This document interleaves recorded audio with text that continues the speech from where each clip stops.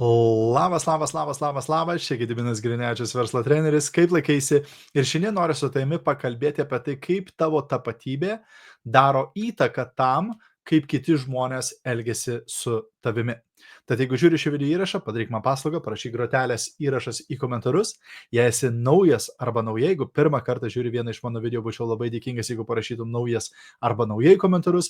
Ir žinoma, jeigu gausi iš šio video naudos arba manai kažkam kitam šis video galėtų būti naudingas, būčiau nepaprastai dėkingas, jeigu pasidalintum šio video ir parašytum į komentarus pasidalinau. Arba gali tiesiog užtaginti, pažymėti savo draugus, komandos narius komentaruose žemiau, kad jie taip pat pamatytų šį video. Taigi, pakalbėkime apie tapatybę. Ir tapatybė yra vienas iš stipriausių dalykų, kurie kontroliuoja tavo elgesį ir kaip kiti žmonės į tave reaguoja arba elgesi su tavimi. Ką aš turiu omeny, kai sakau tapatybė? Tapatybė tai yra būtent, kas tu esi. Tiksliau, kas tu manai tu esi. Taip, reiškia, mes kiekvienas nusprendžiame, kas aš toks. Ir jeigu aš tavęs paklausiau, kas tu tokia arba toks, galbūt tu pasakytum, aš esu mama, galbūt pasakytum, aš esu kirpėja, galbūt pasakytum, aš esu moteris, vyras, aš esu tiek tai metų amžiaus. Visi šitie dalykai sudaro mūsų tapatybę.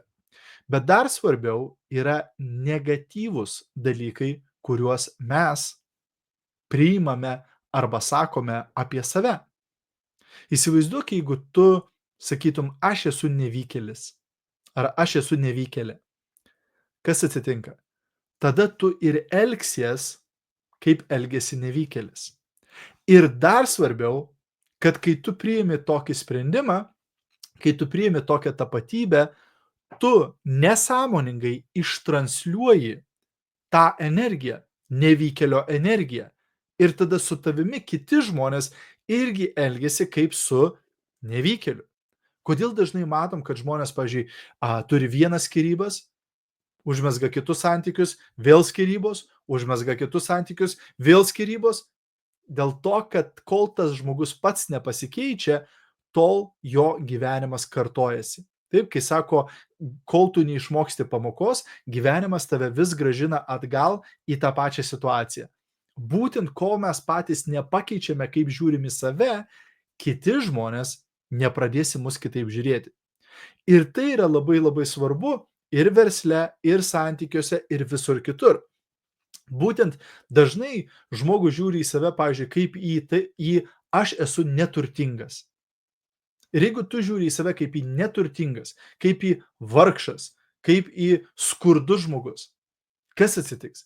Visų pirma, tu elgsies, kaip elgesi neturtingi žmonės. Visų antra, kiti žmonės į tave žiūrės kaip į neturtingą žmogų ir su tavimi elgsis taip. Ir mes stebimės, kodėl aš nepraturtėju, kodėl mano gyvenimas nesikeičia, kodėl aš nepritraukiu daugiau pinigų. Kaip tu gali tai padaryti, jeigu tavo požiūris, tavo tapatybė yra aš esu neturtingas, aš esu vargšas, aš esu žmogus, kuris vos suduria galą su galu. Taip? Bet kai tu pradedi į save žiūrėti kaip į turtingą žmogų, kai tu priimi turtingo žmogaus tapatybę, nors ir tavo banko sąskaitoje dar nėra ten labai didžiulių sumų, tada tu pradedi elgtis, kaip elgtųsi turtingas žmogus. Tada tu pradedi spinduliuoti energiją turtingo žmogaus. Taip? Lygiai tas pats, jeigu tu į save žiūri kaip į lyderį. Lygiai tas pats, jeigu tu į save žiūri kaip į verslininką arba darbuotoją. Lygiai tas pats, jeigu tu save žiūri kaip į sėkmingą žmogų arba nesėkmingą žmogų. Kaip dažnai girdim, kai žmonės sako, man visada nesiseka, man visada nesiseka. Reiškia, jie sukūrė tapatybę nesėkmingo žmogaus. Reiškia, to žmogaus tapatybė man visada nesiseka. Tai kas atsitinka? Tam žmogui visą laiką nesiseka. Jisai ieško įrodymų tam sprendimui, taip, tai tapatybei. Nes ta tapatybė, kurią mes priimame, mes tada ieškome įrodymų mūsų aplinkoje, kurie įrodytų, patvirtintų, kad mes tikrai esame tokie, kokį sprendimą mes priimėm. Taip?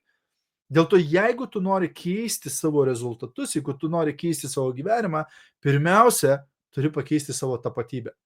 Nesvarbu, kokioje situacijoje tu šiuo metu esi gyvenime ar kas ten dedasi, tu turi priimti naują tapatybę. Tu turi priimti sėkmingo žmogaus tapatybę.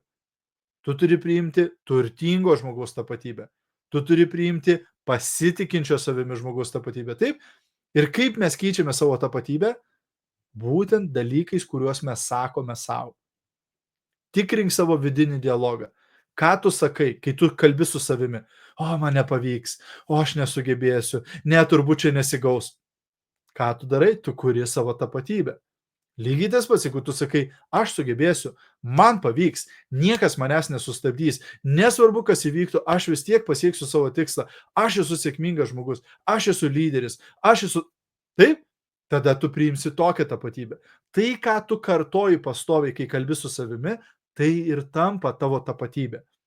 Bet kol tu nepakeisi savo tapatybės, tol tu ir elgsies kaip būtent tas žmogus, kuris tu manai esi, ir tol kiti žmonės su tavimi taip elgsis, nes jie nesąmoningai gaus būtent tą vibraciją, tą energiją iš tavęs, tokios tapatybės, kokia tu esi, ir pagal tai su tavimi elgsis. Nori pakeisti savo gyvenimą? Pradėk dirbti su savo tapatybė, pradėk žiūrėti į save kitaip ir sakyti kitokius dalykus apie save, kad pradėtų keistis, kaip tu žiūri į save ir kaip kiti žmonės žiūri į tave. Dėl to niekada gyvenime neturėtum sakyti nieko negatyvaus apie save net juokais. Dėl to, kad tai programuoja tavo protą, tai programuoja tavo tapatybę ir tada tu ir kiti žmonės taip ir elgsis su tavimi. Tai va, tikiuosi, kad buvo naudinga. Jeigu buvo naudinga, būčiau nepaprastai dėkingas, jei pasidalintum šio video.